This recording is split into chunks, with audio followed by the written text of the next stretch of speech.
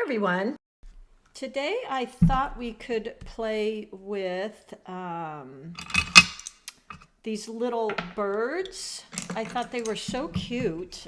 We don't really get them here that have a red color in them, but I see them a lot and thought they might be fun to add to some of our winter paintings that we're doing. So I'm going to give it a go today. I am going to use, and I'm painting on this Strathmore card. I love these cards, and I don't tape it down for the video because I want to be able to turn it and such.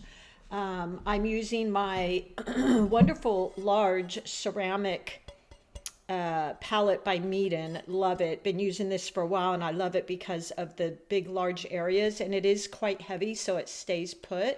And it's got a lot of wells. So right now I'm moving between a lot of colors. I can pick that up and have lots of room to play.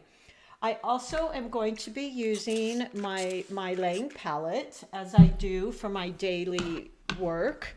Can't afford to use Winsor Newton every day, so excuse my arms there. So I'm using my my MeiLang palette. Okay, and my water's just a bit blue. I've got my nice ceramic water well, one to wash, one to rinse. As you can see, it's got a little blue in it, but that's okay because I don't care if the blue kind of transfers over into this. So I just drew a little bird here, and if you want, I will draw this out and put it as a free drawing for you, or maybe I'll make it into one of my little digital kits that you can download for $5. We'll see. But I do have him drawn in somewhat lightly, and we're just going to do a simple version of this little guy. So I'm going to surprise you guys today. I'm going to use my Princeton brush, 8 round, but this is a Neptune. So, you know, I'm trying to kind of push myself out of my comfort zone. So let's just see how this works. Okay. So let's get started. I am going to create some red and brown. So because of this little crown on his head, it does almost look like he could be a red robin. But you know what? I'm kind of making up my bird, friends. So forgive me if this, you know, it doesn't look exactly like a red robin. It's, I'm just kind of making my own fun little bird for my own paintings here. So hold on, I'm just grabbing my notes here. I had some notes on some of the colors. Some of the colors I'm going to be using in my MeiLang palette, you know, you could use any of the reds, honestly, but I'm going to be using some of the deeper, darker reds for this little guy and maybe some brighter ones in his chest. And then I'll maybe go into some browns and blacks in here. All right, let's get started. So going into my red, I think, let's see here. Let me grab my my color card for my MeiLang colors so I can share those with you. I will list these in the description as well, but I think what I'm going to use, I really like this ruby red. That's really pretty, and I like the rose red, which is kind of a dark red, and that's what I'm somewhat envisioning. So let's go ahead and do that. Here is, excuse me, I've had a little bit of a cold lately. Here's the rose red. Yeah, I actually really like that, and I'm always, you know, keeping a little handy sheet here. Yeah, so I really like that red. I think for a Cardinal, we don't have them around here, but so I'm kind of making them my own. But I think you could almost even as well use like this carmine color. Maybe that's even better because it's a little brighter. So I'll probably use both of those maybe mixed together. What I'm going to do first is I'm just going to go in. I'm already feeling a little strange with this Neptune brush because it holds so much more water. So hopefully that works for me today. It's always embarrassing when you do a tutorial, right? And you kind of can't do it in a way that you would like to. All right, so I'm going in with somewhat of a light value, and I'm going to use the tip of my brush and holding my brush a little bit on the diagonal, resting my hand here, and just going to go in and be dabbing in. Now again, we don't have cardinals here, so if this isn't exact to what they look like, I apologize, but this is my version. So I'm going to just start with that. I think I'm going to have to switch that. I'm just so used to my velvet touches. This one is holding an awful lot of water and I'm just not quite used to that. So I'm going to go back in with my velvet touch and wait until maybe I practice with that other one a bit before I do a tutorial for y'all. Let's see here. I want to do his belly, going in with a little lighter value than I did there. And look at all the white space I'm leaving. So just to kind of note that for you all. And then I'll go in and do some darker layers for sure. Let's go in with a tiny bit of brown. And the brown that I'm using is burnt sienna and Van Dyke brown. And I'm just going to mix up maybe with a tiny bit of red in there. Yeah, I kind of like that. And go in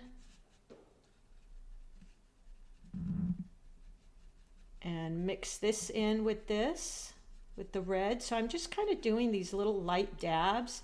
Now, one thing I will do is I'm going to wash and rinse my brush and soften all these lines because I want this to be a lot waterier than I'm doing right now. Just that's my kind of signature way of painting. When I use more wet, my cat is freaking out here. That's funny. I feel like when I use more wet on wet, I can get a lot more interest just for me. So I'm now adding in some of this reds. Let's see, let's go to that. I think this is the carmine red. Oh yeah, that's pretty. For his little belly. Wash and rinse my brush and dab it off. And go in there and encourage it a bit just to blend a tad. I thought somebody was at my door. It's my kitty. Not my kitty, it's actually my daughter's. So I'm kind of quite liking this little guy. I'm going to add in some darker. I had a pre-mixed little bit of black that I'll just mix in with his, on his wing there. Maybe touch in wet on wet again, a few places. This is the kind of effect I love, is when it's just fully blending there. That's kind of my thing. Now his beak, it looks like maybe, if I remember right, again, I'm kind of creating this out of my imagination for sure. And then I'm going to add some black in there. Got to be careful here because I don't want that black to flow into everything, so I might wait a bit on that. And once this all dries just a tiny bit, I think what I'll do is go in and just add some details. I wash and rinse my brush, and I'm just going to soften that line right there.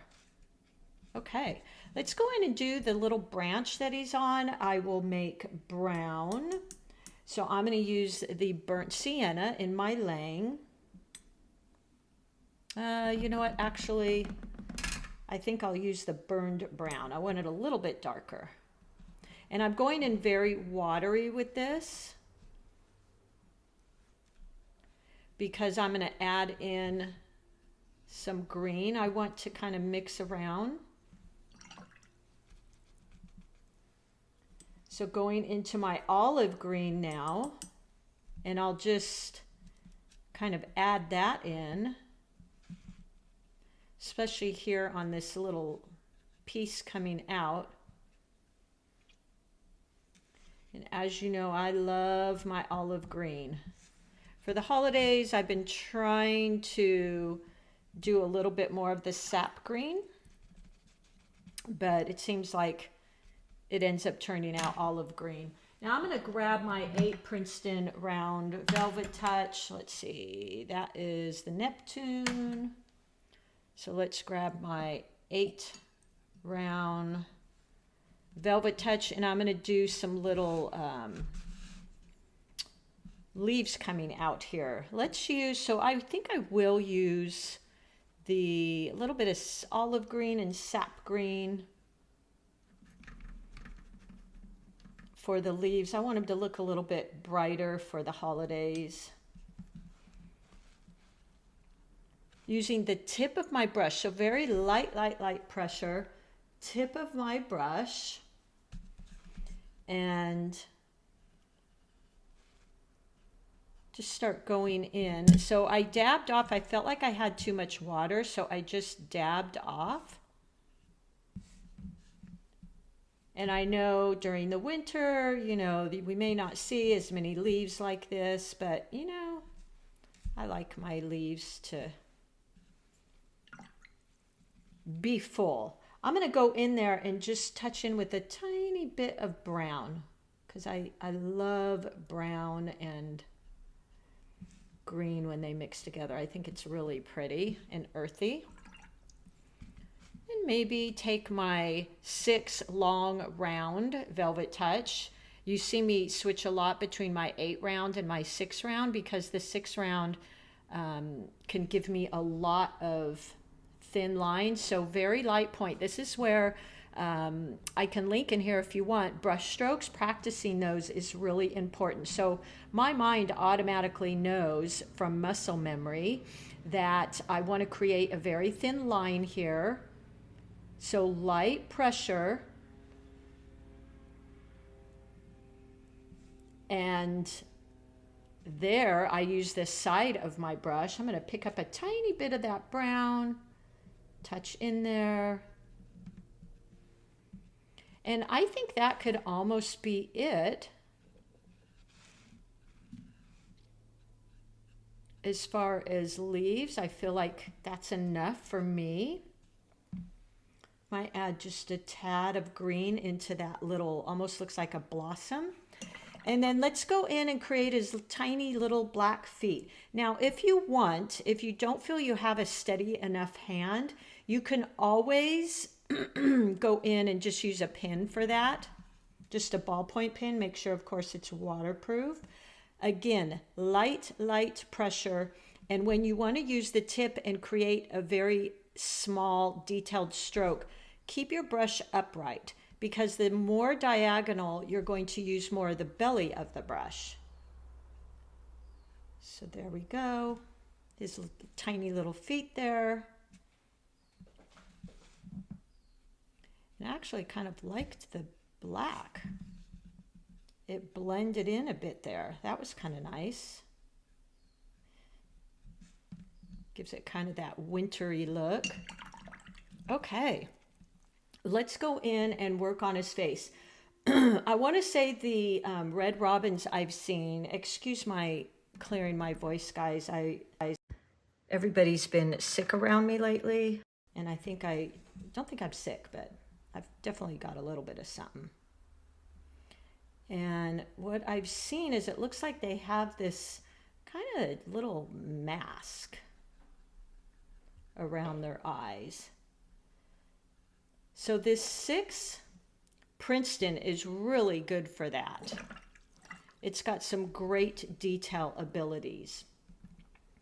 And then what I'm going to do is go in under his wing here, and let's see, I think I want to take my deep red and maybe mix it with a little bit of the brown and come in under his wing here and just kind of define and pull out that wing a tiny bit. So I've dabbed in there. I'm going to wash and rinse my brush, and then I'll go in and almost kind of like lift, but I'm just using the side of the brush to soften that a bit. And I feel like I want it to be a little bit darker, so I'm just going to grab a tiniest bit of black. Ooh, see, that was an awful lot. That was too much.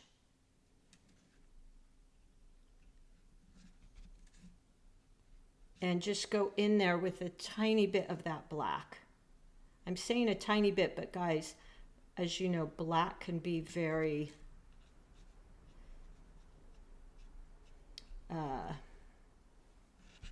dark, kind of take over a painting there. So I'm just going to pick up, lift some of this, just dabbing and lifting up. So there we go. This is kind of my first attempt at these little birds. Maybe it'll be something I work on some more. I think what I'd like to do too is just in here, maybe add some green splatters, just to give it a little bit of interest. Making sure, kind of trying to avoid my little birdie here.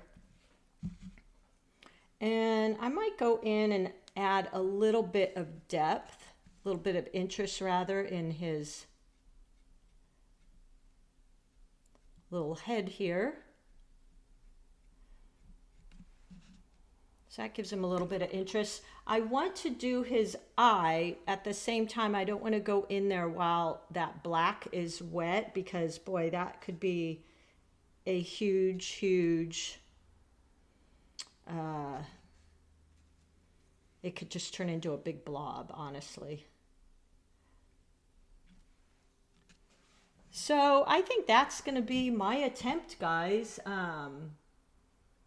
There you go. I could add in maybe a tiny bit of a maybe gold, kind of a warm gold wash on the front here, but I really don't want to do too much because I'm kind of liking what I've got here.